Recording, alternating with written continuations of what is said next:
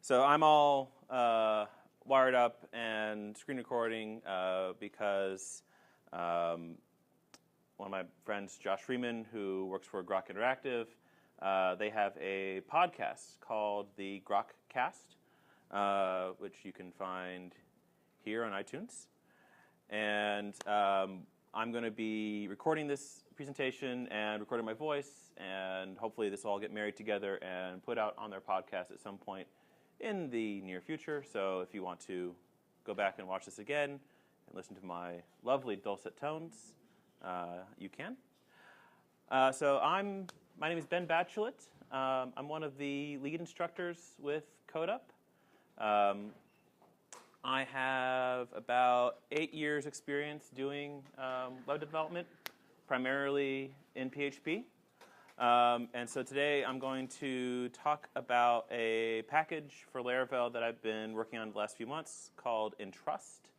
Entrust does role-based access control for your Laravel application. So we'll start off talking just kind of at a high level about what role-based access control is, why you might want to use it, and we'll talk about how Entrust helps make that happen, and then talk a little bit about some of the cool little custom features that I've added to it that I think are definitely worth your time and attention. So role-based access control, RBAC. In any application of like a given size, right, you're going to have maybe a dozen controllers. You're going to have tens of routes, potentially hundreds of actions and methods in there. Is that fair to say, right? Like you're going to get this thing's going to scale out very, very quickly. And as it happens, you're also going to start getting hundreds of users. And you're going to want to say, okay, Billy and Joe and Sally, they can say, make a new blog post. But Billy and Sally, they can create new users. And Billy, he can say, sign people up for the mailing lists. But Sam over here, Sam, he can only approve blog posts. He can't create new ones, right? You're going to have these different things that all your users need to be able to do, but not everybody, right? And if any of y'all have written code where somewhere in the logic you say, if username equals Billy, you've done something terribly, terribly wrong. Yeah. Raise your hand. You know, it's just this one time. We'll just do it real fast, and it'll never happen again, right?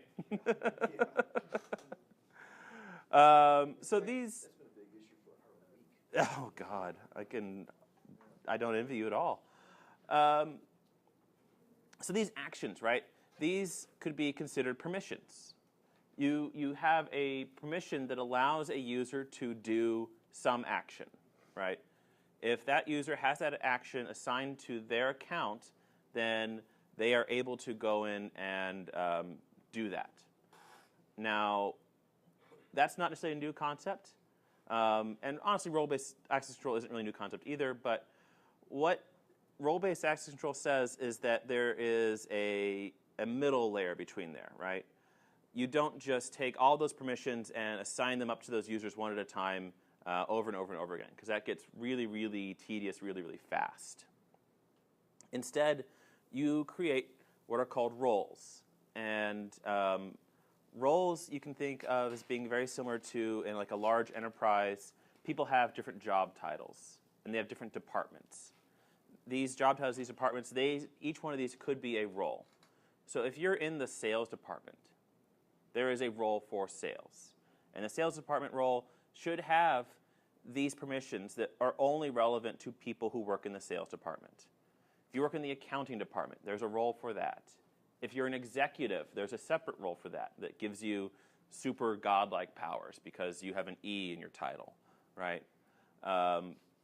So you have these roles that collect your permissions into these sets, and then the users get assigned these roles. That's how role-based authentication, access control works at a high level. What Entrust does is, first and foremost, it helps set up the models for doing this. So I have here a quick and dirty little blog application. It's got 2 controllers, 2 resourceful routes for them, and we can go to my example here. And if I go to Entrust dev posts, I get all the blog posts coming back, right? If I go to posts/SumID, showing blog post with 1, all your standard resourceful routes here, right? Same with users. Cool. So Entrust includes a way of setting up, first and foremost, the models for this, right? So Laravel comes with a user model by default. And the first thing we need to do is we need our user model to include all of Entrust's hooks. And one of the things that I spent some time on with this package was to make sure that we kind of follow the current best practices for these things, which is setting up a interface that your model implements, in this case, Entrust user interface, and then all of the implementation being done as a trait, and the Entrust user trait. So, excuse me, there it is, that one. So here we're bringing those 2 interfaces and traits in here, implementing the interface, adding the trait. Same goes for your role and permission models, right? This role model implements my interface, uses my trait. Permission model implements my interface, uses my trait. Notice there's no other functions or parameters being declared in my models because Entrust is building these relationships for me. They're all being defined inside of those traits. So that trait includes all the many-to-many relationships between my users, my roles, and my permissions. I get all that for free just by including the trait. If we want to see this in action, I've got the data kind of loaded up here. I should back up 2 seconds. Entrust also allows you to generate a quick and easy migration for doing this. So here's a kind of standard users table migration. This I had to create by hand because it doesn't come for free. This is the Entrust migration that you can generate from the command line. And I haven't really gone in here and changed any of this by hand. This is all built into the migration command. So it creates your typical up function. That creates a roles table. And your roles have an ID, just like most of your entities in Laravel do. There is a unique name for each role. And this name is the key that Entrust uses internally for tracking all these roles, right? It gives you a nice, easy-to-use API for singling out a given role rather than trying to remember, the sales department, that's role ID 152, right? Instead, you just look for a role called sales. There are 2 other columns, a display name, which is basically a human-readable name for this because typically your internal names are a bunch of garbage and gobbledygook that no human being wants to be able to read. And then a description that would be more of a long-form version of that role. And those are both nullable. Here we have the pivot table for that. Can you zoom in? A little bit. Is that better? So here, there is a many-to-many relationship between the users and the roles, meaning one user can have many roles. A role can be assigned to many users. So this is how that relationship is created using a standard pivot table. Again, following the typical Laravel conventions, role user, our foreign keys here, user ID, role ID, and the actual declaration of them being foreign keys with a on-delete cascade, so you don't get a lot of extra garbage data just hanging out there or trouble deleting data. And then those 2 columns set together as a primary key. So they're a composite key, so there's no extra duplicated data. The permissions table is structured basically exactly the same. But this is where you actually declare what permissions need to happen, right? What are the actual required actions that must be there? So the roles, that's your departments, your titles, your high level, And then the permissions are the nitty-gritty. This is the fine-grained actual implementation here. And I'll kind of give you sort of a general guideline for how I declare my permissions in a minute. But the structure is basically the same: ID, name, display name, and description. Same many-to-many relationship there with your foreign keys to the roles table and are down. So Entrust can generate this migration for you automatically. You can, of course, go in here if there are other things you need to track with your roles or permissions. You can go in and add those values as well if you would like. It's just a standard migration file, just like anything else in Laravel. So here is the tables that it creates. I apologize that text is tiny there. But we get a users table from Laravel, and then here's the roles table. We'll go ahead and look at the data in there. And I created a quick and dirty seeder for these as well. So my roles, I created 4 roles: a user administrator, a blog editor, a blog author, and then a generic user. Here is that unique name for each one of them that we can use for looking these things up. And then a long form description, a permissions table. And so this is where, kind of, just to get us started, how I typically think of my permissions. If you think of your basic resources, right? You've got your 4 basic CRUD operations: create, read, update, and destroy. That's a lot of times kind of your first step in terms of declaring your relationships, right?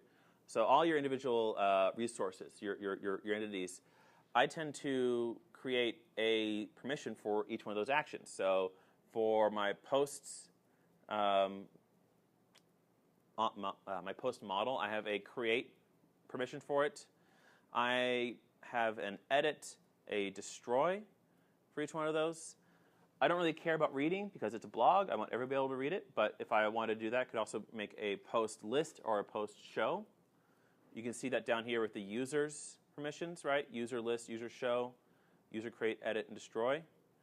But then with the blog, maybe I care about people being able to edit their own blog post, but not others. So that's a separate permission, right? You can edit your own blog post. You can destroy your own blog post. Really, though, this is kind of up to you, right? It's what makes sense for your application, right? You don't have to follow this paradigm. It's just a pattern that I have found that makes sense, at least for a starting point, and then going back and adding in any special custom permissions that you may need, like this edit own, destroy own. So for testing this out, I also created 5 users, myself because I'm amazing, and then an author, editor, admin, and a generic user, right? These all correspond to those same roles, just so we can kind of see how having one role but not others affects how we what Entrust allows us to do. All right. So let's see this in action. I'm going to go ahead. Let's see. I'm just going to font a little bit bigger. I've loaded up Tinker with my application, so we're in my Laravel app now. And let's go ahead and find one of our users, right? Let's grab me.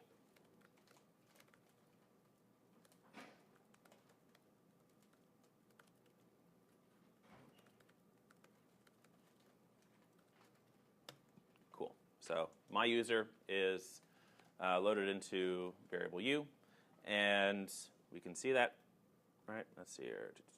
U. Email, yay, me. And as I said, my user has been granted all of the roles and permissions inside of my application, right?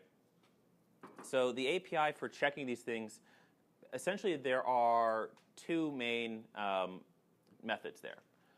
We have one method to ask, do I have a given role? And that method is. So if I wanted to find out whether or not I had the admin role, I would say u is admin. And we get back true, because, again, I am amazing. Is user? Also true. If you want to check more than one role at a time, let's say you wanted to see whether or not I am a admin or a user. There is a related method, isAny. And isAny takes in an array, and that array is just those same keys, right, but multiple values, right? So admin, user, and just for fun, we'll throw in a third invalid role. But because this user Ben has both admin and user, this passes, right? He is at least one of these roles, and so we get back true. Well, maybe we care about all the roles, right? If instead we are concerned that a given user must have all of those roles, we have a similar method, isAll. So isAll will check all three of those, right? Any number of roles I give in an array to that method, it will verify that my user has all of those roles assigned, so we should get back false, right? Admin, yes. User, yes. Junk, no. Y'all tracking? This is doing well? Good. Honestly, I don't find myself asking this question very often, right? Typically speaking, we care more about, can you do something? Do you have a given permission? That's usually your more interesting question. And so your method for that, instead of is, can. So can post edit, right? That was one of the permissions I listed in there. And we get back true. If I put in just some garbage here, some unreal permission name, well, that's false. Nobody has that permission. It doesn't exist. So, can anybody guess what the next method's going to be? Maybe. No. No. I can just put a not sign in front of that if I want to do can't. No. Just like with roles, maybe we care about more than one permission, right? Maybe we want to say, can do this or this or this. Same idea. Can any. And just like before, we can pass it in an array. User edit was one. Junk, junk, junk. Comes back true, right? Because I have at least this permission. I personally have this one as well. Doubt anybody has that one. Can any? Well, can all, right? Maybe we care about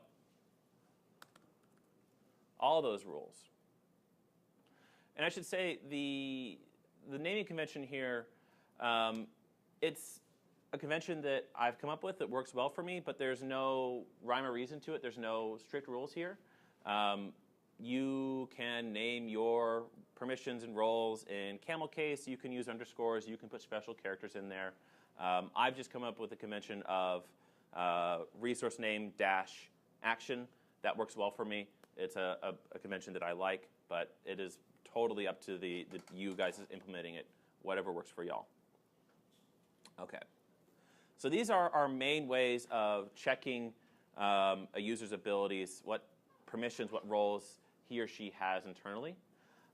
There are some shorthand methods for attaching roles to a user or detaching roles. They are essentially going behind the scenes doing the built-in Laravel attach-detach methods. On the fly? Not on the fly. Like you could conceivably write a route that does it on the fly if you wanted to. Oh, no, not for that. Say like we're creating a user account. Oh, Can I tie into those? absolutely. Yeah. Let's just really quickly glance into my Cedar. I didn't want to go too in deep into the Cedar because I took a little cheats just to kind of make it happen. But here we can see I'm creating a role, and then I have me. I am attaching that role to my user, right? Using attach role. There is a detach role that does the same thing, or does the opposite. Similarly, as I'm coming down here and creating all those perms, I have a way, like I did some quick and dirty logic here, and here I'm doing it the long form way, where I'm going into perm, going into the roles relationship, and I'm saying attach those role IDs. All right, so this is what goes on behind the scenes when you're doing attach role or attach permission. Okay. So this works great if you have an instance of a user, right? But most of the time, who is the most important user? Who do you care most about? Person who's logged in, right? You care about who is actually using your app at this given time. So Entrust includes a facade and an alias that makes checking the currently logged in user very, very easy. Let's go ahead and change this up a little bit. Let's grab my editor user here. Now the editor user, he only has the editor role, right? And let's see, did I put more information in this here? So the editor is responsible for editing, approving, and destroying blog posts. The editor cannot create blog posts, right? Does not have that permission assigned to them. Editor also can't do anything with users, right? They're an editor. As much as editors would like to fire their writers, they can't. So we'll go ahead and grab that user.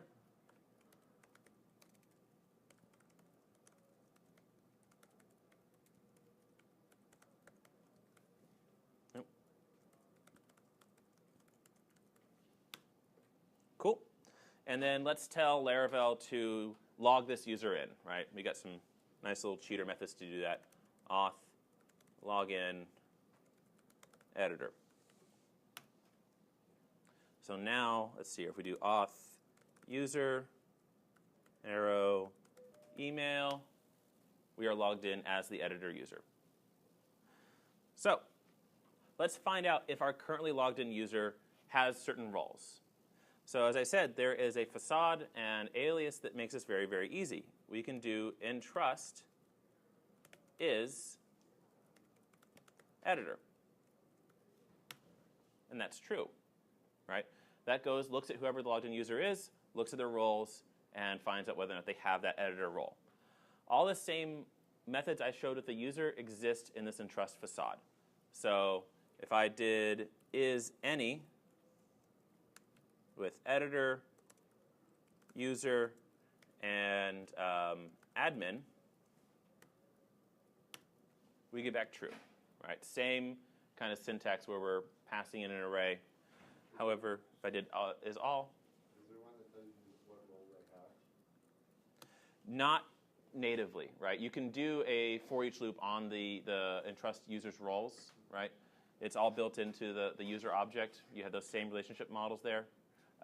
But you can't just get back an array of those values automatically. All right.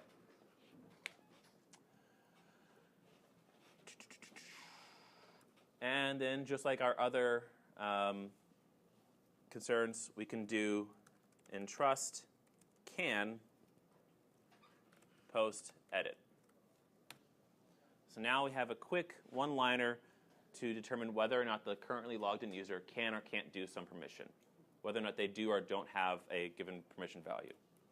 If we change this to can user edit, we get back false because the editor can't edit users. Can any user edit, post edit, true. However, if we do can all, false. All right. I want to talk about one last thing that I kind of skipped over earlier. When you're checking multiple values at the same time, right? Many times it may be important to know exactly what failed, right? This line here where we said can all with post edit, user edit, and then junk, junk, junk. Well, we just got back a true or false. That doesn't tell us anything about which one of those permissions failed. We can, however, find this out. I'm going to copy this line for later.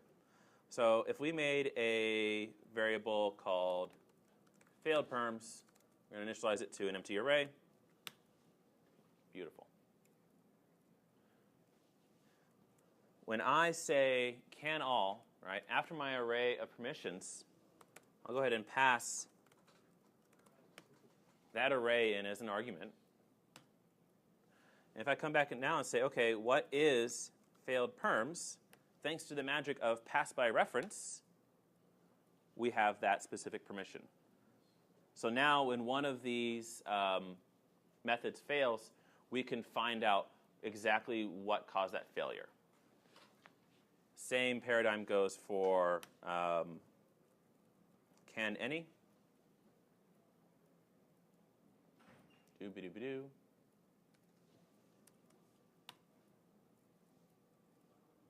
Right, same values. And of course for, let's see here, failed roles is any, or is all.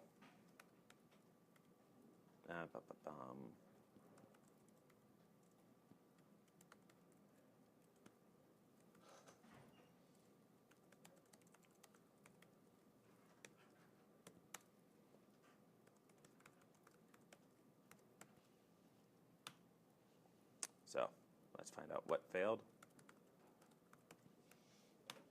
There we go. Those 3 roles were not assigned to that user. One little caveat to this. So I went back, and as y'all notice, I went back to using my user object to figure this out. The Entrust facade methods, even though that parameter is defined there, Laravel's facade pattern doesn't support pass by reference. So you can't, using Entrust can all, just pass it some variable and get back those failed results. Now what you can do is say auth : user, and then from that user object, your can all, can any, is all, is any, right? So that's the way around that. But we cannot do pass by reference through the facade pattern, unfortunately. So we got to take a little bit of an extra step there. All right. Any questions over what we've seen so far? Yo. In your database seeder, You have the attach role function? Yes. Is that changeable? Have attach multiple? Oh, that would be really cool. There is an attach roles method that takes an array. Yeah, that would be the way to approach that. Yeah, it might be. That's what I meant, roles. Yeah. You can pass in an array of roles to that method and use attach roles. I think there's also an attach perms method. I have to go back and double check my API. Is it chainable though? That's actually kind of a cool. Chainable in array. Yeah. Either one. Yeah. Preferably an array. Yeah. No, I think array makes more sense there. Okay. So far what I've shown you guys is more or less what was already built into Entrust. So here's the dirty secret I forgot to mention. Let's see here. Let's go to my GitHub. So here is my library of the software, of course, all open source. And here in the little tiny text is the dirty secret that this is actually a fork of somebody else's library. I wasn't terribly happy with some of the things they were doing. I wanted to get rid of some of their extra bits. And I also wanted to add some of those features. So the ability to pass in a parameter and get back the failed values, that is one of the things that I added. I changed up the API just a little bit to make it, I think, a little bit easier to read. Their method call, I think, was called hasRole versus is. So I still have support for hasRole. It just calls is behind the scenes automatically. So that's just my preferred nomenclature. But the other big thing I did, let's talk about how this gets used in the real world, right? So I spun up this quick and dirty Laravel application. I'm not logged in, right? Nobody is logged into this application right now. I probably should not be able to see this screen, right? So let's talk about how we actually enforce these permission checks in practice. Personally, I am a big proponent of doing your filters and checks inside of the controller, right? So typically, right, we want to do some kind of filter to make sure that these things work. There's so much examples and codes that talk about attaching filters to routes. And Entrust already has support for that built in. It's a built-in part of the API. I don't like that. I think that really the concern here should be in the controller, right?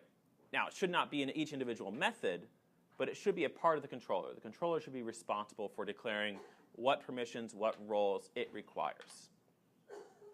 So one of the big things I worked on and just finished up pretty recently was a set of filters, or excuse me, a trait with a set of filters that we can attach to our controllers that makes declaring this very, very clean and very, very simple. All right? So here in my base controller, let's go ahead and pay no attention to the man at the bottom of the screen.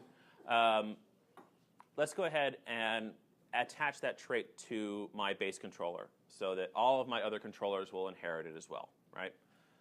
I've already got the use statement here at the top. We'll add use Entrust controller trait here. So now we have those filter methods included.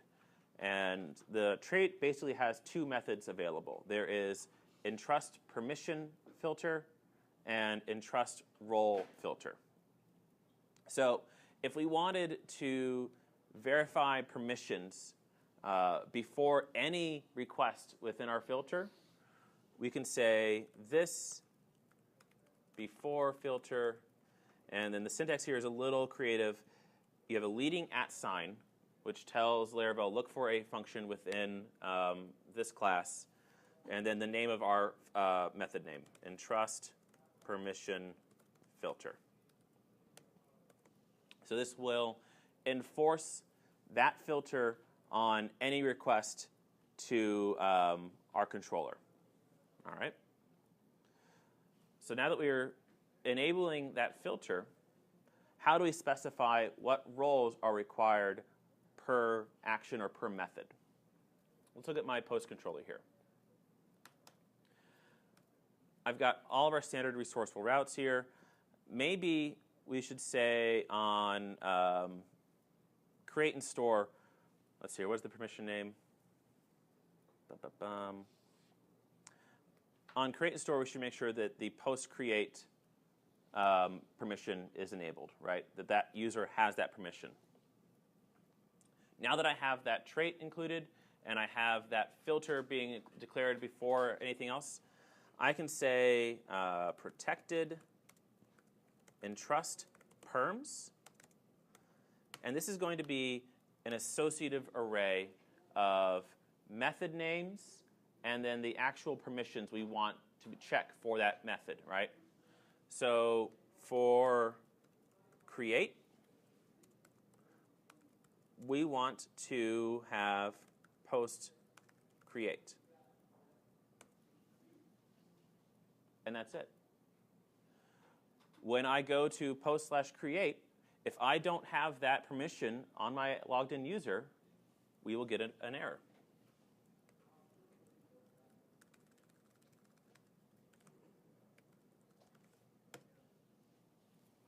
I made a quick little error page. We have been sent a 403 request failed. Right? Just to prove it to y'all, I'll comment that line out. Go to the same route. Oops, apologies. And there, we're getting the actual method, right? So just by declaring this one array, we have a quick and easy way of assigning multiple permissions for, assigning permissions for our methods and our actions, right? So just for completeness, we should do the same thing for store. Same permission. And then how about the edit method? Well, if you remember in my database, I had two different ways that you could edit a post, right? You can either edit your own post, or you could just be able to edit anybody's post. So we have two permissions that we want to check. The logged in user should have one of these two. So let's give it two values.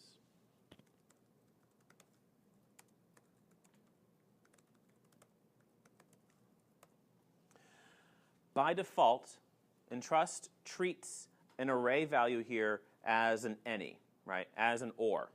So if I have either post edit or post edit own, that edit method succeeds.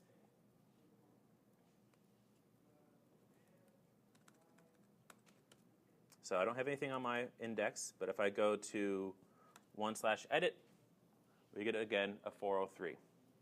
Let's go ahead and log in as somebody. I made some quick and easy little routes to do that just for cheating purposes. We'll log in as my user. And since I am God, if we go back to post 1/edit, we now have that form, right? Because I have one or both of those permissions.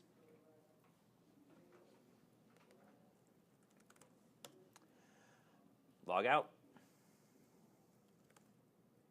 Post 1/edit. There's our 403 again. So the whole goal here was to make it very, very quick and easy to assign one or more permissions on a per action basis. Now, post controller, right? We want that to be kind of open to a lot of people, right? People should be able to see things, should have the index. Let's talk about the user's controller. User's controller should be much stricter, right? First, let's say maybe we want to enforce that every method in this controller must have a permission declared for it, right? We should not have any methods here that get passed through the filter and considered a pass. So there is a property that is built into that trait, Entrust allow missing. So now, one of these days I'll pay for Sublime. If Entrust tries to check a permission, and that permission isn't declared in my array, as it is here, like I haven't declared it for anything, it's a failure, right? That permission does not exist. So even though, well, actually, no, I'm not logged in as anybody right now. But if I go to users, just the index method, we get that 403 again, because I must declare what permissions are required for each method here. Even if I log back in as myself, right? I haven't declared what those permissions are. So let's take another hypothetical, right? The user list, well, it doesn't just list users, it also shows them. So let's say we want to enforce that the logged in user must have both of these permissions to use this, this action, this method. Well, first we'll go ahead and declare our Entrust perms. Dope. And we'll say index. And remember, I wanted to be able to. I wanted the index to require both user-show, singular, plural, singular, and user list. So the second property we can assign here is Entrust require all. Set that to true. And now when I have multiple values for one of these methods, one of these actions, all of those values must be present, right? The user must have all two of those permissions in order for this to pass.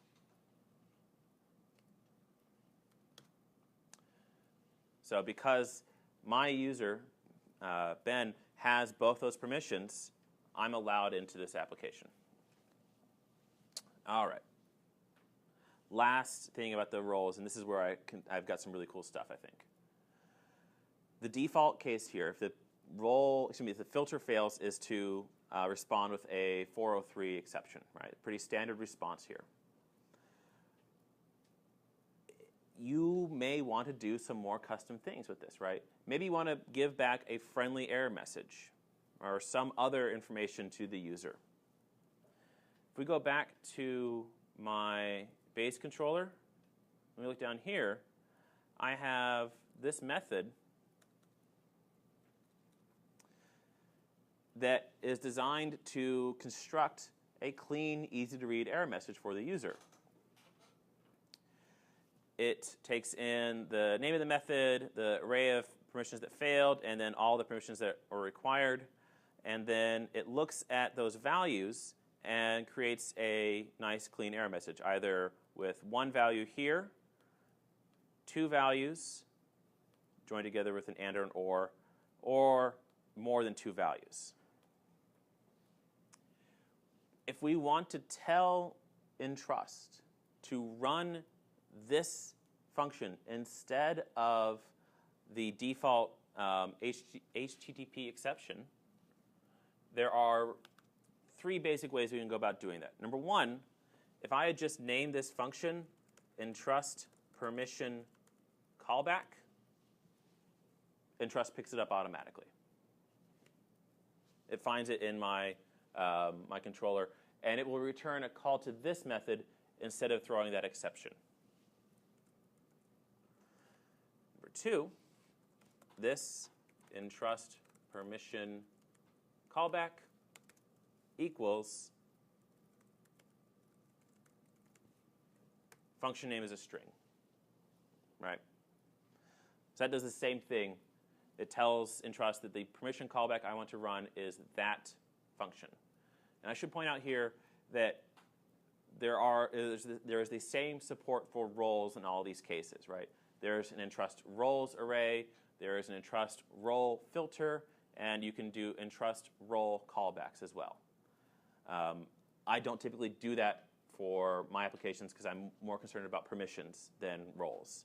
How you got the permission, I don't care, right? I don't care what your role is. I just care whether or not you have it. So that tells Entrust, do a callback to my function instead of running it. The last way of doing this, and I'll just kind of show it, but I'm not going to actually use it, Entrust permission callback, you can assign it a closure. Does the same thing, right? You can assign it an anonymous function, it will run that function for you. That's a nice and short way of doing this if you just want to do a quick and dirty solution here, rather than building a whole separate method inside of your controller. So now, let's go ahead and log out and see how some of these callbacks work, right? Yep. Posts doesn't have anything, but posts create required one permission. So here, it's gone into the database, it's looked for the one permission that was required, and it's actually pulled out the description for that permission, right? I put in an incomplete sentence for the description of each one of these. So that gets concatenated here into my sentence. You do not have permission to, and then here's what came from the database. Create new blog posts. If we try editing a blog post, this one required two permissions, and it could use either or, right? We can have one or the other. You don't have permission to edit other users' blog posts or edit your own blog posts. And then lastly, if we go to the users, this again required two permissions, but now they were mandatory. You had to have both of them. You don't have permission to list all users of the blog and view a particular user of the blog. So that is Entrust in a nutshell. This callback method is not built in. It is, however, copied almost verbatim from the README. So it's a great starting case if you want to try and do some nice, easy error messages for your users. As I said, there are ways you can attach filters to your routes using Entrust. It has some nice, clean API for that. And it makes a lot of things, I think, a lot easier. Any questions? Y'all going to run out and add role-based access control to your applications? I I had a question about, let's say you had you had an application that would generate reports, Okay. and you want to limit, certain types of reports to certain types of users. Like you want a general sales report. Okay, you want all the sales people to look at that. Mm-hmm. Some serious financials as far as being able to see like other people's sales, and also like the CEO needs to be able to look at everybody's data. Okay. Everybody's sales. So how would you set it up? Is like each role is different. Like a salesperson has their role, and a sales manager has their role. So it's funny you bring this up. Hierarchical RBAC. The short answer is you're probably going to have to set up a separate role for kind of each one of these, right? So your executive is going to have the ability to view sales for all people, and then manager is going to have the ability to view sales for, say, their subordinates. Report to them. Right, and then each individual person can have a role that allows them to view their own sales. Now, Zizako has taken Entrust, and they've maintained it. They have forked it out for Laravel, well, not forked it, but they've added it on to Laravel 5, and it's supported there. My version, I'm going to stick with Laravel 4, for a couple reasons. A, it suits my purposes right now, and B, if I was going to build this out for 5, well, I would like to build it from the ground up, and one of the things I would like to do is what's called a hierarchical role-based access control. One of the things I discovered in researching this is that there's actually a standard for how role-based access control should work. The National Institute for Science and Technology, NIST, they have produced a guidance on this. The PDF is always really slow to load, unfortunately. Take your time. Nobody's waiting on you or anything. So Entrust, as it works right now, it is a flat RBAC, which we can see kind of here graphically. User has roles, grant permissions. I would like to build a new version of this that does role-based, but not just, does hierarchical-based, but not just your standard tree hierarchies. There is a structure called a polytree, where you have that same top-down inheritance model, but a given node, rather than just having a single parent, could have 2 or more parents. But there is still a direction and a hierarchy, right? So it has a strict, right, top to bottom. But yes, very similar to a graph. To be a subset. Multiple parents. Right. And so to do kind of what you're talking about would almost necessitate that. I have a concept of how I want to do this. It would take me some time to develop, because creating that relationship in a database is not necessarily easy. I have what I think is a clever solution, but I need to actually implement it. So for me to do that, I'm thinking of doing it as 2 separate libraries. One that allows you to create generic polytree relationships in Laravel, and then my RBAC package would require that as its hierarchical model. But as it's written right now, you could certainly make different roles for each one of those cases, where executive has one role that grants the ability to view all, manager can view who reports to them, and then each person can view their individual reports. Fortunately, there's not a cleaner way than that I know of. So, other thoughts, questions?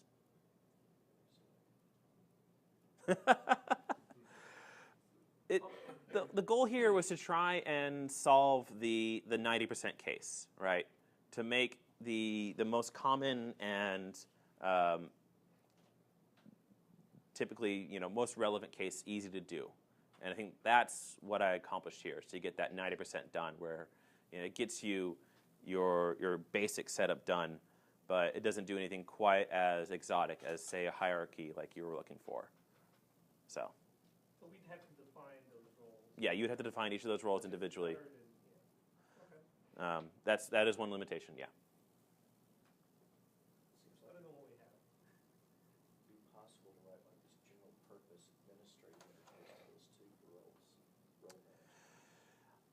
That is definitely, yeah, it would be definitely possible to do something like that. I did not build that into this because I wanted to keep this very, very focused, right? Like, so whatever GUI you want to paste on top of this, totally up to you, right? I didn't want to try and create a resourceful controller that does all these things. Like, I just wanted a simple,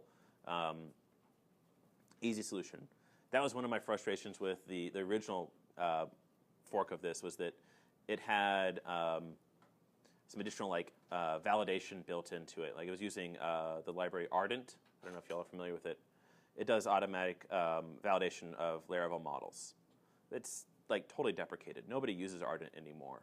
If you go in and look at their Git history, like, you can see them jumping from one fork of Ardent to another as they keep getting deprecated.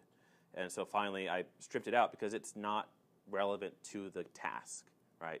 It's not relevant to just doing role-based access control. So you could certainly write a GUI on top of it. I think you could write a very clean, very pretty one, but I didn't give it to you.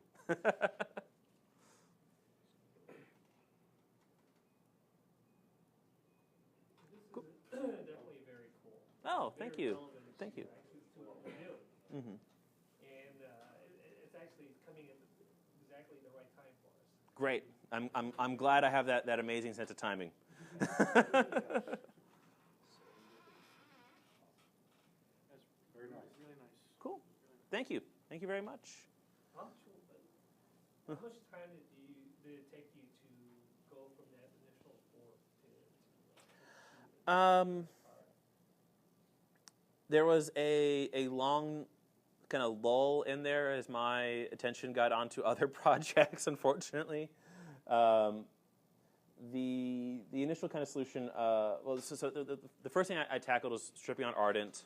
The next thing was getting the ability to check multiple roles or permissions done at the same time. And then the last thing I really tackled was getting that controller filter done. And I would say that was probably the biggest time sink. Along the way, I also made sure to have proper unit tests for all this. The existing unit tests in Suzaku were an absolute mess, and so I spent a good deal of time of cleaning those up and getting them written in a manner that made sense. So I would say that the initial cleanup and multiple role, multiple permission check, that probably took me less than a week, right? 2 or 3 days total. And then the controller trait, because I wanted to make sure that I really, really minimized the amount of code in there. The permission and the role filters, they both call back to the same internal function. It just swaps out what the parameter names and what the function names are. So that took a little bit of clever solution there. That probably took me a couple of days total to try and consolidate that down to one function that could be used generically. Are you looking for my repo? Yeah, I was looking for it. My name is not very easy to spell. No, I have it. Yeah, it's on my business card. So I'm gonna forward it. I'm gonna put in the notes. Fantastic. I'm gonna put your contact information. Yes, please do. If you could do me a big favor, can you email me that PDF for the NIST model? Sure, yeah. I've never really read it too in depth. I've mostly just kind of glossed over it and then saw this piece here and was like, oh, that's really cool. I want to do that. But that would be interesting. Yeah. It looks like a pretty interesting read.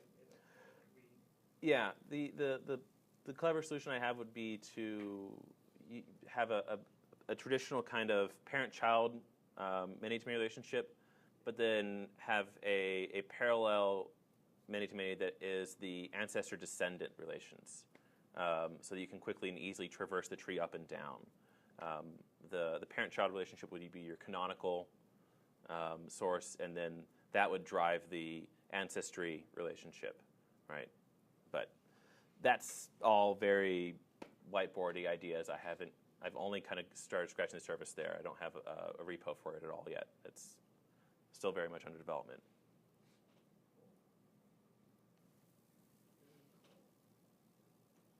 Well, Ben, thank you very much. Thank you. Awesome presentation.